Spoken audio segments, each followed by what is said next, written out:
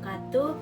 Halo semuanya, perkenalkan nama saya Rafati Raffi, mahasiswi Universitas Muhammadiyah, Profesor Dr. Hamka, Fakultas Keguruan, Ilmu dan Pendidikan, Prodi Pendidikan Guru Sekolah Dasar, semester 5. Alhamdulillah, pada tanggal 27 dan 29 September 2021, saya beserta 5 rekan saya, Indah Dwi Lestari selaku Ketua Kelompok, Hafni Lutfiana, Dianjani Putri, Khalifah, dan Nisrina Nauli telah melaksanakan kegiatan pengenalan lapangan persekolahan 1 atau yang dikenal sebagai PLP 1 berupa wawancara pihak sekolah. Sebelumnya, pasti ada yang bertanya, apa itu PLP 1? PLP 1 adalah tahapan pertama di mana mahasiswa akan menjalani proses pengamatan untuk mempelajari aspek pembelajaran dan pengelolaan pendidik di satuan pendidikan. Lalu, apa tujuan PLP 1? Tujuan PLP 1 untuk menumbuhkan landasan jati diri seorang pendidik melalui beberapa kegiatan di sekolah seperti pengamatan langsung mengenai kultur sekolah, tata tertib kelola sekolah, peraturan dan tata tertib di sekolah, serta kegiatan-kegiatan yang terdapat di sekolah tersebut. Sekolah Dasar Negeri Cibubur 01 Pagi terletak di Jalan Masjid Fathul Ghofor RT 02 RW 04 Kelurahan Cibubur, Kecamatan Ciracas, Jakarta Timur, DKI Jakarta. Sekolah Dasar Negeri Cibubur 01 memiliki NPSN yaitu 20104403 dengan status sekolah negeri akreditasi A, kurikulum ajaran kurikulum 2013. Pada kunjungan hari pertama, saat saya berkesempatan observasi di Sekolah Dasar Negeri Cibubur 01 Pagi diantar oleh dosen pembimbing Ibu Darmawati dan disambut oleh Bapak Kepala Sekolah yaitu Bapak Miftahul Hidayat. Sekolah Dasar Negeri Cibubur 01 Pagi dibangun pada tahun 1969 yang didirikan oleh Bapak Sudari dan Pak Marto. Di tahun 1995, Sekolah Dasar Negeri Cibubur 01 Pagi dirombak total lalu dibangun 3 lantai dan di tahun 2019 dilakukan perbaikan di bagian atap. Sekolah Dasar Negeri Cibubur 01 Pagi memiliki luas tanah 5.000 meter persegi dengan luas bangunan 896 meter persegi. Dengan 3 lantai yang berisi 17 kelas, 24 toilet, ruang kepala sekolah, ruang guru, laboratorium, perpustakaan, musola, UKS, kantin, dapur sehat, koperasi, aula seni tari, lapangan basket, badminton, dan lapangan lompat jauh. Sekolah Dasar Negeri Cibubur 01 juga memanfaatkan dan mengumpulkan sampah-sampah daun kering lalu selanjutnya membuat pupuk kompos sendiri. Sekolah juga mempunyai alat sendiri untuk membuat pupuk kompos.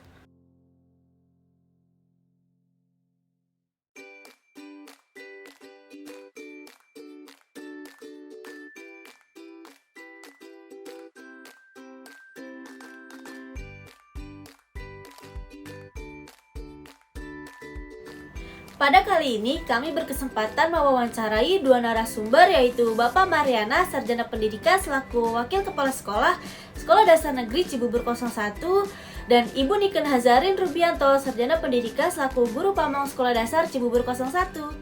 Selanjutnya yang pertama yaitu karakteristik peserta didik yang dibawakan oleh Bapak Mariana, Sarjana Pendidikan. Saat dahulu kehidupan normal, siswa biasa melakukan 5S yaitu senyum, salam, sapa, sopan, dan santun. Dikarenakan pada saat pandemi pada saat ini banyak sekali perubahan pada siswa. Misalnya beberapa siswa telat melakukan absensi karena tidak terkontrol seperti dahulu. Dalam menyikapi perubahan tersebut, pihak sekolah melakukan home visit untuk menanyakan penyebabnya dan menyelesaikan masalah yang terjadi. Pembahasan yang kedua yaitu monitoring pembelajaran. Tentunya pada masa pandemi ini bahkan dunia pun belum siap. Bahkan sistem belajar dan pembelajaran pun harus berubah atau dengan daring. Biasanya pembelajaran melalui Zoom selama 1 minggu sekali dan melakukan kegiatan evaluasi. Pembahasan yang ketiga yaitu kegiatan seremonial di sekolah.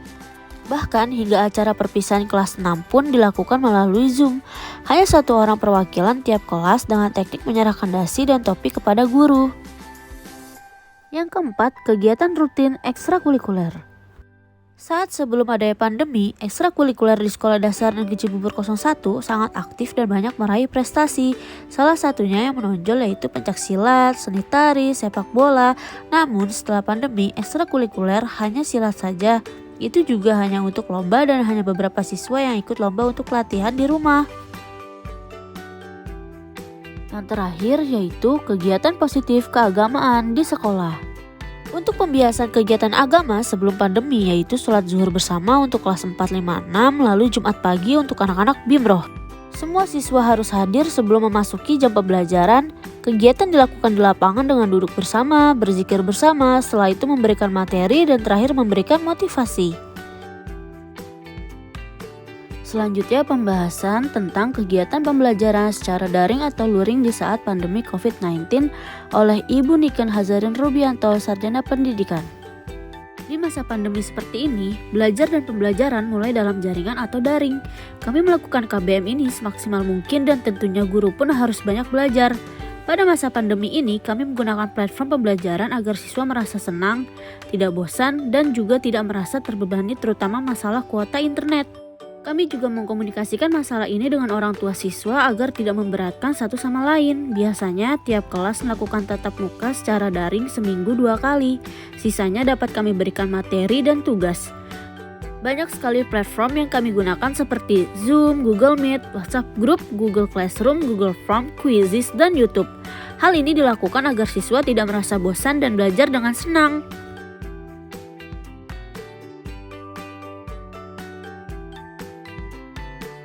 Kendala-kendala yang dihadapi pada siswa biasanya masalah terhadap keluarganya seperti broken home. Kasus seperti ini membuat orang tua tidak peduli dengan anak, lalu orang tua yang sibuk bekerja sehingga anak-anak tidak terpantau. Cara mengatasinya melakukan home visit. Selanjutnya membahas tentang proses penilaian pembelajaran selama pandemi. Proses penilaian pembelajaran di masa pandemi, penilaian diadakan setiap hari dengan pengumpulan tugas maksimal pada jam 12. Untuk UTS dan UAS dilakukan melalui platform Google Form dan diawasi melalui Google Meet. Pada saat kami melakukan observasi, Sekolah Dasar Negeri Cibubur 01 pagi sedang melakukan percobaan pertemuan tatap muka setiap hari Senin, Rabu, Jumat, dan di hari Selasa dan Kamis dilakukan penyemprotan disinfektan.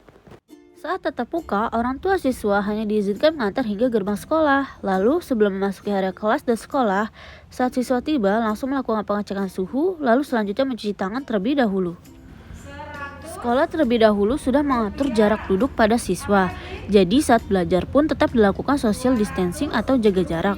Pembelajaran pun dilakukan dari jam 7 hingga pukul 8.45. Sebelum siswa pulang melakukan cuci tangan kembali. Sebelumnya pihak sekolah sudah memberi pemberitahuan kepada wali murid bila diberlakukan tatap muka, siswa diharapkan dijemput untuk menghindari naik kendaraan umum dan tidak bertemu dengan orang lain. Melainkan jika dijemput, siswa diharapkan langsung pulang kembali ke rumah masing-masing.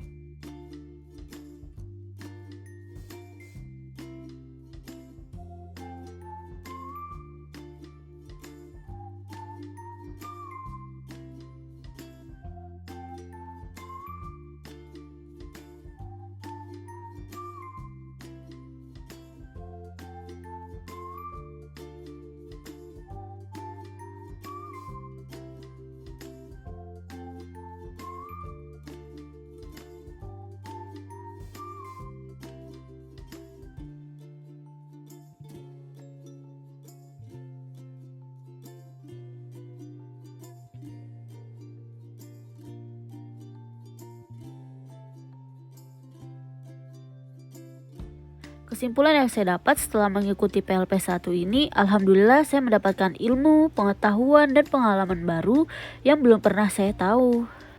Berkat PLP 1 ini, saya jadi paham karakteristik siswa, KBM secara langsung, lebih memahami ruang lingkup sekolah, bagaimana pendekatan terhadap siswa. Seperti pada tujuan PLP 1, kegiatan ini sangat baik untuk melatih mahasiswa untuk menjadi guru yang profesional. PLP 1 ini juga bertujuan agar mahasiswa dapat mengevaluasi diri agar lebih mempersiapkan diri untuk menjadi seorang pendidik. Sekian pemaparan laporan hasil wawancara atas kegiatan PLP 1 yang telah saya laksanakan. Semoga bermanfaat. Terima kasih atas perhatiannya. Wassalamualaikum warahmatullahi wabarakatuh.